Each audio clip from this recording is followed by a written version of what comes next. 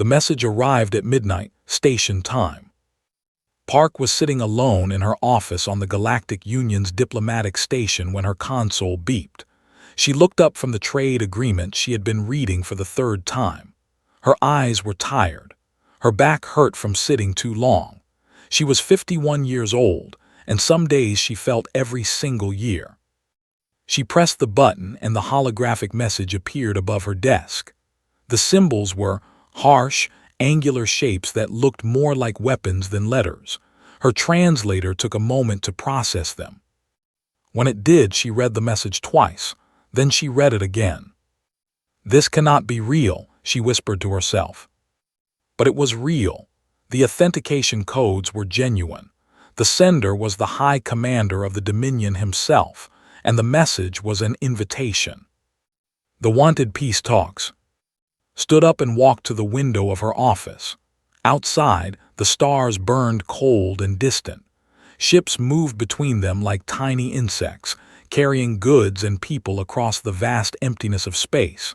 Somewhere out there, two species had been killing each other for 600 years. There were warriors. They were tall, most stood over 8 feet with 4 arms and scales that could stop a blade. Their culture was built on combat. They believed that strength was the only thing that mattered. Weakness was shameful. Mercy was foolish. They had conquered 17 systems through pure military power. They were different. They were smaller, faster, and very clever. They used technology to make themselves stronger. Many of them had machines built into their bodies, neural implants that made their minds faster, metal bones that made them harder to kill. They believed in efficiency, in optimization, in becoming more than nature had made them. These two species had been at war since before humans had left their home planet. Billions had died. Entire worlds had been burned to ash. And now, suddenly, both sides wanted to talk. Should have been happy. This was what she had worked toward for 14 years. Peace, understanding, an end to the killing. But she had learned long ago that nothing in galactic politics was simple. She read the message again, focusing on the terms. The peace talks would happen on Neutral Ground Station, an old mining platform that neither side controlled. Each delegation would bring their diplomats and advisors. Standard procedure so far. But there was one more condition, one that made stomach turn cold. Each delegation may bring one protector, the message said. Trial by combat will determine which terms are accepted. The winning protector's delegation will set the conditions of peace. Trial by combat, of course. They could not imagine settling anything without violence, and despite their technological advancement, had agreed to these terms. That meant they were confident. They believed their champion could win. Closed her eyes and thought about what this meant. If the champion won, they would demand territory. 3 systems, at minimum. Millions of citizens would be forced to leave their homes or live under rule. They did not treat conquered people kindly. If the champion won, they would demand the same. 3 systems, millions displaced, the cycle of hatred continuing under a new flag. But if a neutral party won, if the Galactic Union's champion won, then could set the terms herself. Fair borders, shared resources, a true peace that might actually last. The problem was simple. The Galactic Union did not have champions. The Union was a coalition of peaceful species. Humans, along with a dozen other races, had joined together to promote trade and cooperation. They did not fight wars. They did not train warriors. Their security forces used shields and drones and non-lethal weapons. Against a warrior or a combat hybrid, Union security would last approximately 4 seconds. Sat back down at her desk and began searching through files. Old files, classified files, the kind of files that most people in the Union pretended did not exist. Because humans had not always been peaceful. Before they joined the galactic community, humans had spent thousands of years fighting each other. War after war after war. They had developed weapons that could destroy cities, poisons that could kill millions, machines designed only for death. When they finally reached the stars, they carried that violence with them. The other species had been horrified. Humans were small, weak, short-lived. They should have been prey, not predators, but something in the human mind made them dangerous. They did not give up. They did not accept defeat. They adapted, improvised, survived. Eventually, humans had learned to hide this part of themselves. They joined the Union, signed the peace treaties, and pretended to be civilized. Most humans alive today had never been in a real fight. Most but not all. Found the file she was looking for. It was old.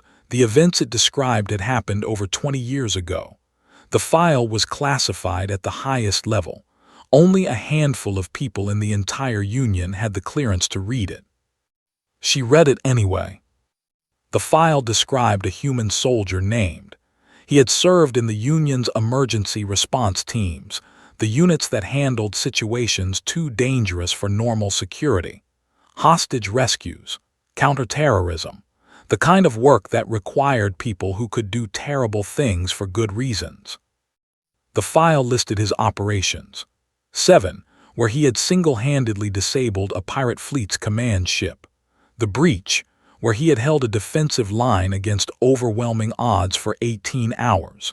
Station, where he had done something so classified that even the file only referred to it by code name. His record was perfect, every mission completed, every objective achieved. And then, 15 years ago, he had retired, disappeared, gone to live on some farming colony in the outer territories. Stared at the file for a long time. She thought about the champion, whatever monster they would bring to the arena. She thought about the champion, some enhanced killing machine with computers in its brain. She thought about the millions of lives that hung in the balance. Then she thought about a retired soldier growing tomatoes on a quiet planet, trying to forget the things he had done. She did not want to ask him. She did not have the right to ask him. He had earned his peace. But she was going to ask him anyway. Because sometimes, to save millions, you had to sacrifice one person's quiet life. And sometimes, that person was the only one who could do what needed to be done. Began planning her trip to 442b. She did not sleep that night. The planet 442b was green and quiet. Shuttle descended through clouds that smelled like rain and growing things. Below her, she could see fields stretching to the horizon, crops in neat rows, orchards heavy with fruit, gardens carefully tended by people who had chosen to leave the busy universe behind. This was a retirement colony, a place for humans who were tired of space stations and crowded cities, a place to grow old in peace. The shuttle landed on a small pad outside the main settlement, stepped out and took a deep breath. The air was fresh. Birds were singing somewhere nearby. For a moment, she understood why someone would want to live here. Then she remembered why she had come, and the moment passed. She walked along a dirt path toward a small house at the edge of the settlement. The house was simple wood and stone, with a sloped roof and windows that caught the afternoon sun. Behind it, she could see rows of plants growing in careful lines. A man was working in the garden. He was on his knees, pulling weeds from around the base of a tomato plant. He wore simple clothes, brown pants, a gray shirt with the sleeves rolled up. His hair was black with streaks of gray, cut short and practical. His hands were covered in dirt. He did not look up when approached. He did not seem surprised that someone had come to visit him. "No," he said. Stopped at the edge of the garden. "You do not know what I am going to ask. You are Park, Union ambassador to the Outer Rim." He pulled another weed and examined it before tossing it aside.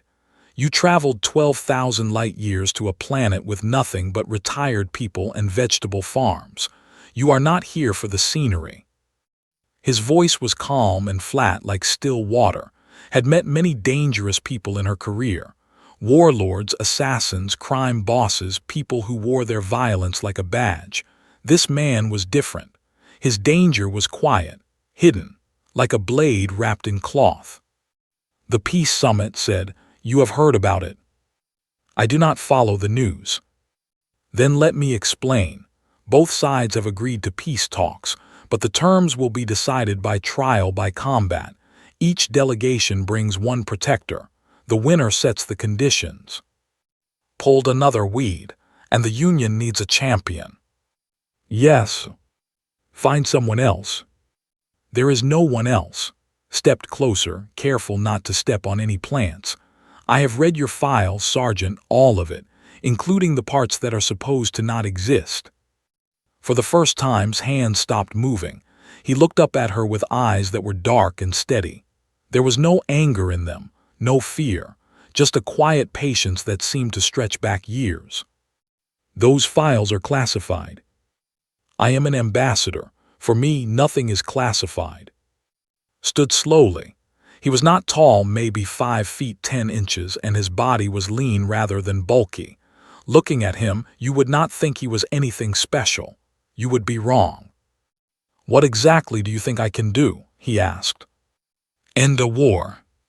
"By fighting." "By winning." Walked to a small table near the edge of the garden. There was a pitcher of water there, and he poured himself a glass. He did not offer one too. "The champion will be one of their elite warriors," he said. 8 feet tall, 4 arms, scales like armor. They train from childhood to kill. Fighting is their religion. "I know." "The champion will be a combat hybrid. Neural implants that let them predict enemy movements. Reinforced bones, enhanced muscles, reaction times faster than any normal creature." "I know this too." Drank his water slowly.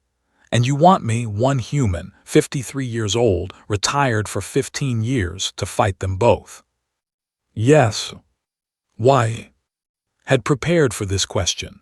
She had practiced her answer on the long flight here, choosing each word carefully. But now, standing in this quiet garden with this quiet man, all her careful words seemed wrong. So she told him the truth instead. "Because if the win, they will take 3 systems. 12 million citizens will lose their homes. They do not treat conquered people well. Many will die." Said nothing. "If the win, they will take 3 systems. The same number of people displaced. The same suffering, just with different faces." Still nothing. "But if the Union champion wins, I can set fair terms. Neutral borders, shared resources, a real peace that might actually last." His voice was steady, but her hands were shaking slightly. 600 years of war, Sergeant, billions dead, and we have one chance, one, to end it properly." Set down his glass. He looked at his garden, at the tomatoes and beans and peppers growing in their neat rows. He had built something here, something peaceful, something that did not require him to hurt anyone. "I left that life behind," he said quietly. "I made a promise to myself, no more killing." "I am not asking you to kill anyone." "No," his eyes met hers. "What do you think happens in trial by combat?" "It does not have to end in death. The rules say the fight continues until one side surrenders or cannot continue. You could disable them, incapacitate them."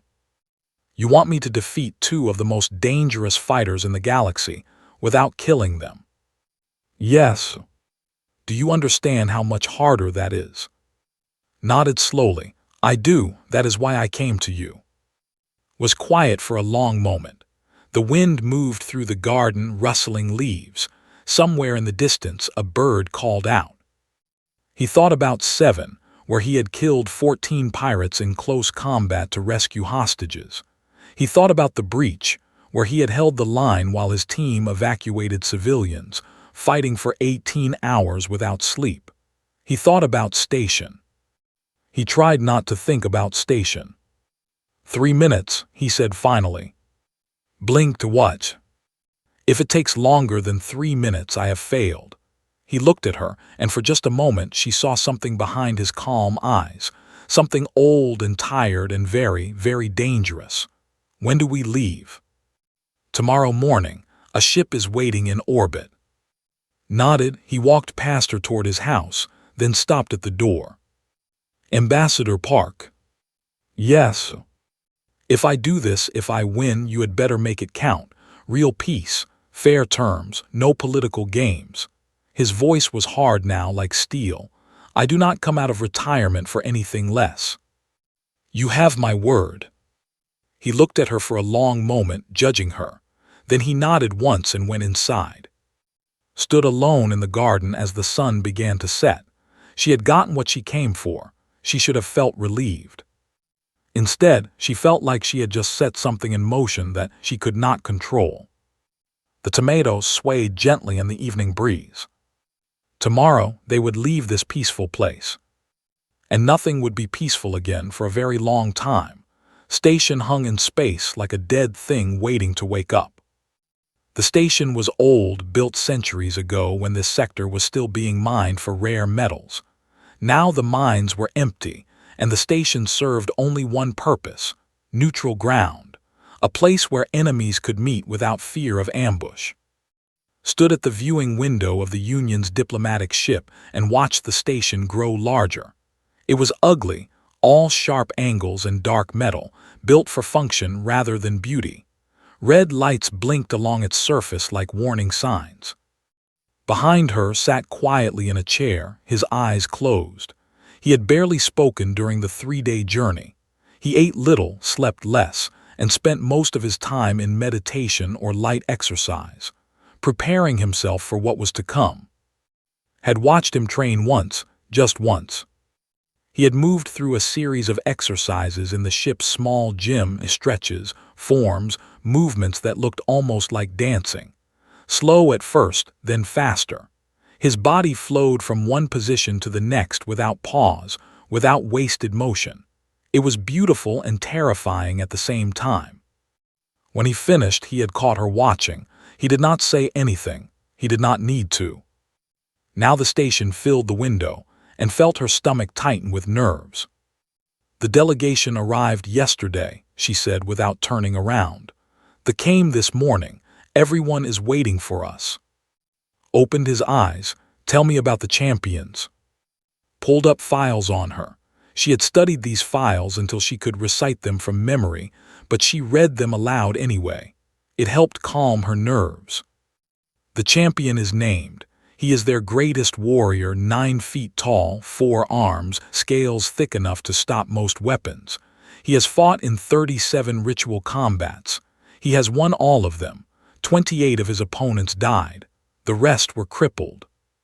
Fighting style: aggressive, overwhelming. He uses his size and strength to crush opponents quickly. Most fights are over in seconds. Nodded slowly, and They call her the Whisper. She is a combat hybrid, more machine than organic at this point. Neural implants that connect directly to her combat systems. Her brain processes information faster than any natural creature. She can predict enemy movements before they happen. Predict how? Pattern recognition. Her implants analyze micro-movements, body position, muscle tension. She knows what you are going to do before you do it. Paused. She has never lost a fight. Her opponents simply cannot touch her. Was quiet for a moment. Good. Turned to stare at him. Good. They are confident. Confident fighters make mistakes. He stood and walked to the window, looking out at the station. Relies on power. The Whisper relies on prediction. Both are predictable in their own way. And you? He did not answer. He simply stood there, watching the station grow closer, his face as calm as still water. The docking was smooth. Union guards escorted them through the station's corridors, gray metal walls, dim lighting, the constant hum of life support systems. The station smelled like old metal and recycled air. They reached the arena entrance and stopped to take a breath. The arena was carved from the heart of the station, a circular pit 50 meters across, surrounded by rising galleries where spectators could watch. The floor was bare stone, stained dark in places. Did not want to think about what had caused those stains. The galleries were full. Thousands of beings had come to watch. Soldiers filled one section, massive shapes covered in scales, their compound eyes gleaming in the harsh lights. They were chanting something in their language, a war song that made the air vibrate. They filled another section. They were smaller, sleeker, their bodies showing the gleam of metal implants. They watched in silence, their enhanced eyes recording everything. And scattered throughout were representatives from 100 other species. This fight would decide the fate of 2 civilizations. Everyone wanted to see it. Walk to the diplomatic platform, a raised section where the delegation leaders would watch. The High Commander was already there, a massive creature in ceremonial armor. The representative stood nearby, a thin figure whose face was more machine than flesh. The High Commander's translator crackled as he spoke. "Ambassador Park, you came. I was not sure you would. The Union honors its commitments." Indeed, the commander's mandibles clicked the equivalent of a laugh. "And where is your champion, your great warrior?" Gestured toward the arena entrance, stepped through. The chanting stopped. For a long moment, the entire arena was silent. Thousands of beings stared at the small human in simple black clothes. No armor, no visible weapons. Nothing but a middle-aged man with gray in his hair and dirt under his fingernails. Then the laughter started. They roared with amusement, their voices echoing off the stone walls. Even some of them made sounds that might have been mockery. This was the Union's champion, this small, soft creature. The High Commander's eyes glittered with contempt. "This is an insult, Ambassador. You mock us with this nothing." "The rules one protector," said calmly. "They said nothing about size or equipment. He will die in seconds. Perhaps, or perhaps you will be surprised." She met the commander's gaze without flinching. "If you are afraid, you may withdraw." The laughter stopped instantly. Withdrawal meant shame. It meant admitting fear. No commander could accept that. "Let the trial begin," the commander snarled. The gates on the opposite sides of the arena opened. Entered first. He was enormous, a mountain of muscle and scale, each of his 4 arms thick as tree trunks. His claws were black and curved, designed for tearing flesh. He moved with surprising grace for something so large, his feet barely making sound on the stone floor. The section erupted in cheers. Their champion had arrived. The whisper came next. She was almost beautiful in her strangeness, a humanoid form that flowed like liquid, her skin pale and marked with lines of circuitry. Her eyes glowed faintly blue, the sign of active neural implants. She made no sound as she moved, living up to her name. They remained silent, but their attention was absolute. And in the center of the arena, waited. He had not moved since entering. He stood with his hands at his sides, his body relaxed, his breathing slow and steady. He looked at the whisper. His expression did not change. The arena fell silent. A single tone rang out, the signal to begin. Roared and charged. The whisper flowed into motion.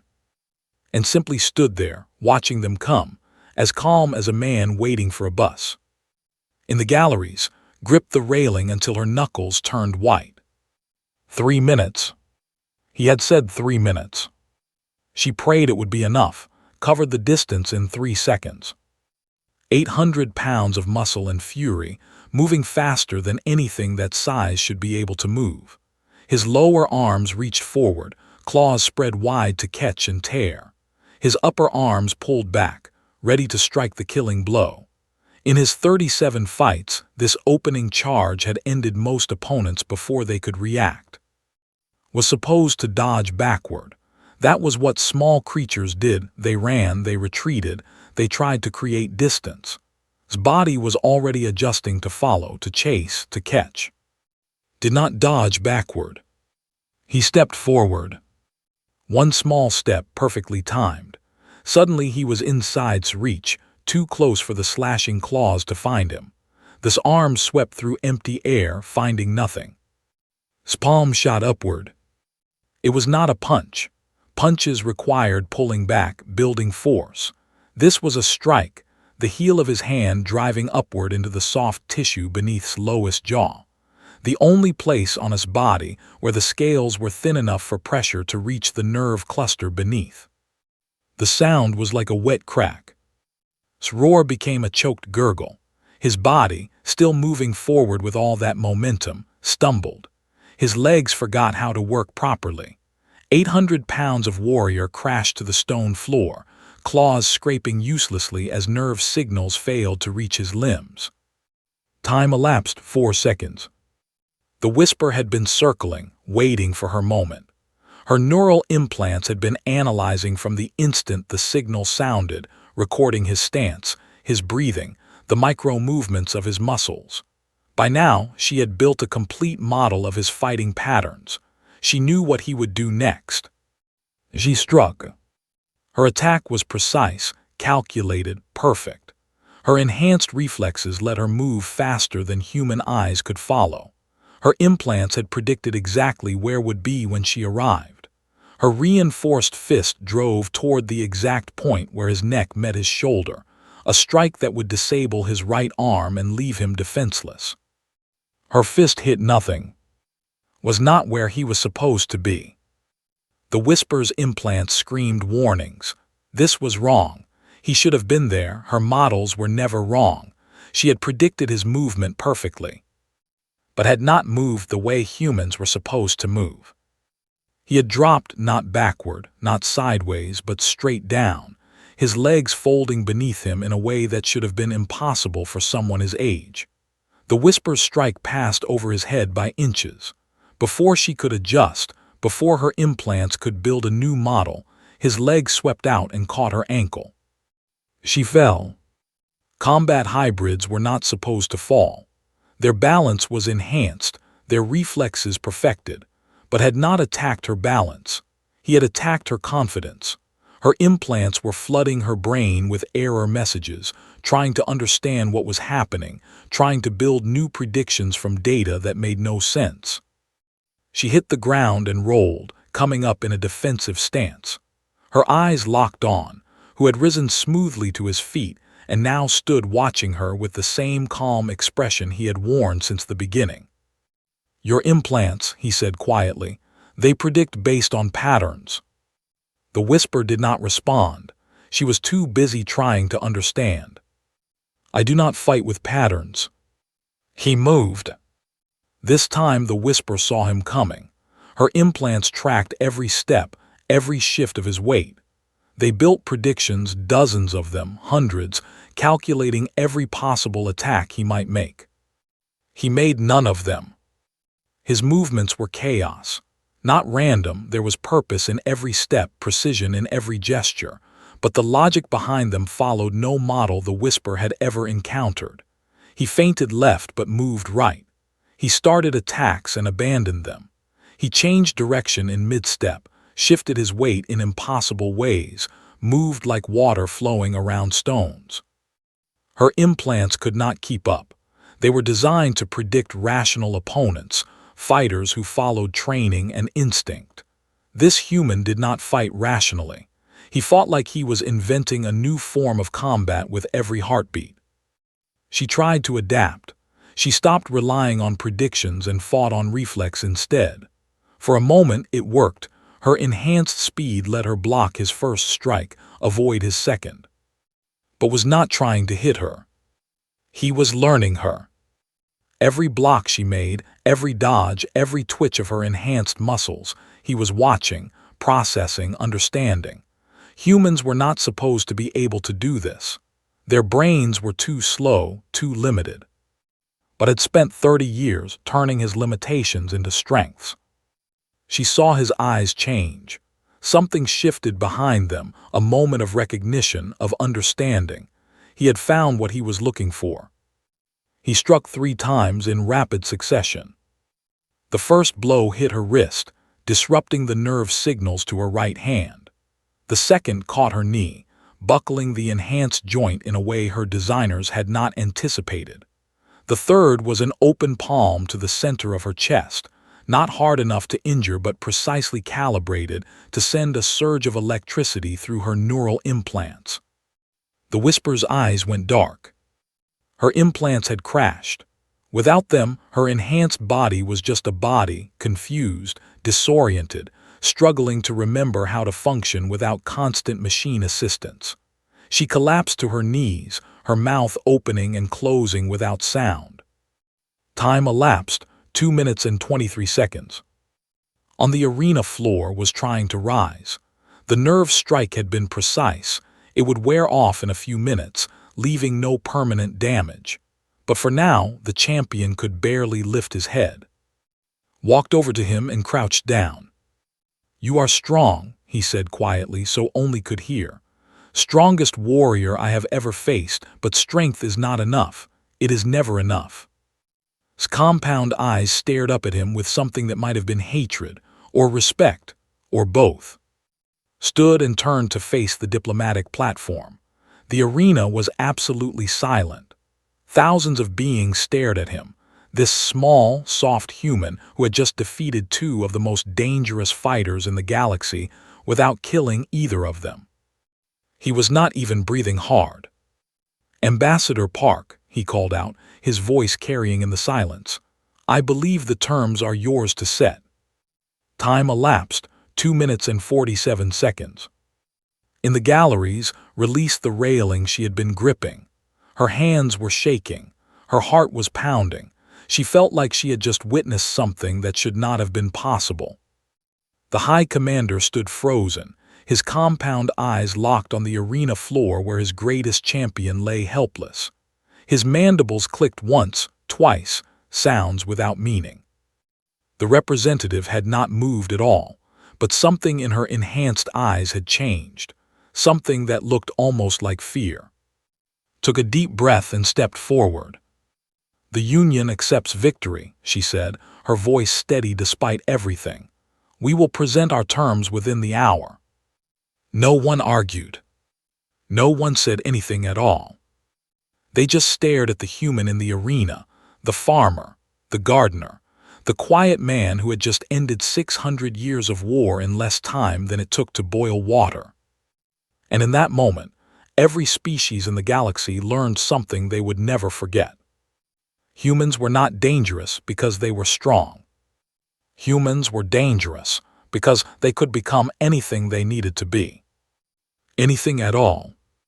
The treaty was signed within the hour.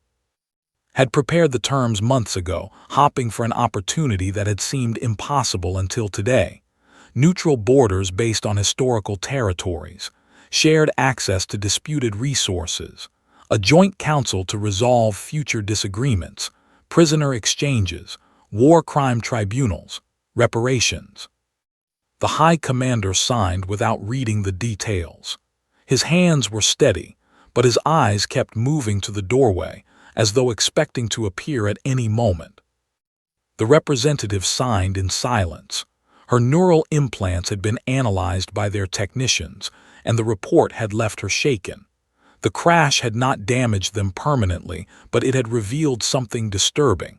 Had not simply overloaded the Whisper systems. He had found a flaw in their design, a weakness that no one had known existed. A weakness that could be exploited again. Both delegations left station within hours of the signing. Neither wanted to remain any longer than necessary. The war that had consumed their peoples for 6 centuries had ended, and they did not know how to feel about it. Watched their ships depart from the observation deck of the Union vessel. She should have felt triumphant. This was the greatest diplomatic achievement of her career, possibly the greatest in human history. Billions of lives had just been saved. Instead, she felt tired, old, heavy with the weight of what she had done. She found in the ship's small garden, a section of the vessel dedicated to growing fresh vegetables during long voyages. He was examining a tomato plant, checking its leaves for signs of disease. "The plants here are healthy," he said without turning around. "Whoever tends this garden knows what they are doing." Leaned against the doorframe, "You could have killed them." "Yes." "Both of them in seconds." Probably. Why did you not? Gently adjusted a stake supporting one of the plants. His movements were careful, almost tender.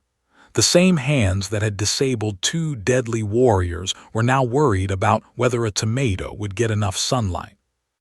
Do you know how many people I have killed, Ambassador? The question hung in the air. Did not answer. She had read his file, but files did not tell the whole story. Numbers on a page could not capture the reality of taking a life. I stopped counting after 50, continued. That was years ago. The number is much higher now. He finally turned to face her. His eyes were tired, not physically, but somewhere deeper. Every death follows me. Every face I see when I close my eyes. I made peace with that long ago. I did what I had to do. But not today. No, not today.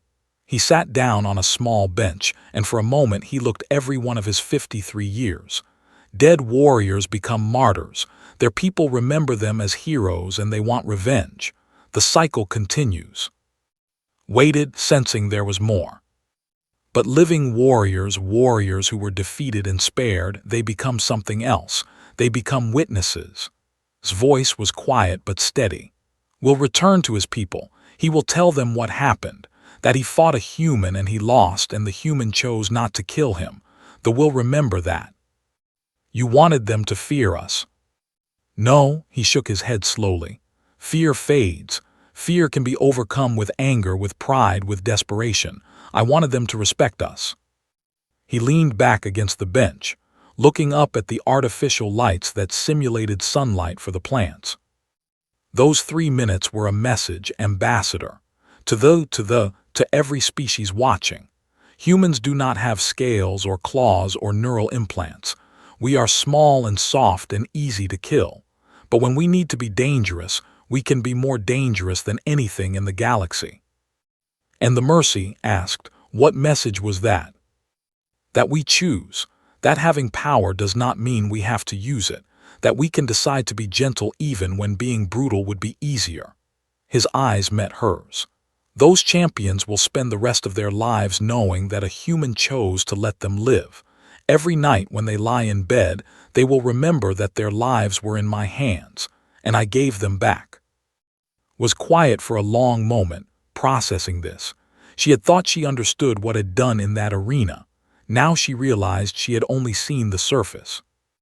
The treaty will hold, she said finally, because of today.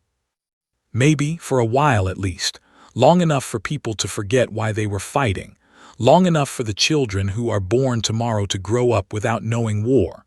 Smiled slightly, the first smile had seen from him. That is worth something. It is worth everything. He nodded and turned back to the tomato plants. The galaxy is not ready for humans, Ambassador. Not really. We are too strange, too adaptable, too unpredictable. Today, that worked in our favor, but we need to be careful. Careful of what? Of what we become. He touched a leaf gently, feeling its texture. Humans can be anything. That is our gift and our curse. We can be farmers or warriors, builders or destroyers. Today, I chose to be a protector, but I could have chosen differently. I could have killed everyone in that arena and walked away without a scratch. The words hung in the air, heavy with truth. We must always choose well, said quietly. Because if we do not, the galaxy will have reason to fear us, and that fear would lead to war, a war we might win, but should never have to fight. Understood then. The peace treaty was not just about thee and the. It was about humanity itself, about proving that humans could be trusted with power, that they could be strong without being cruel. What will you do now? She asked. Stood, brushing imaginary dirt from his pants. I have tomatoes to tend. They should be ripe by the time I get back. The growing season on 442B is short, and I do not want to miss it. He walked past her toward the door, then stopped. Ambassador. Yes. You made me a promise, fair terms, real peace, no political games. I remember. Keep it. His voice was not threatening, but it carried weight. I came out of retirement for this. I will not do it again. The next time the galaxy needs a human protector, it will have to find someone else. He left without waiting for a response. Stood alone in the garden, surrounded by growing things. The ship's engines hummed quietly as they traveled through the vast darkness of space, carrying them home.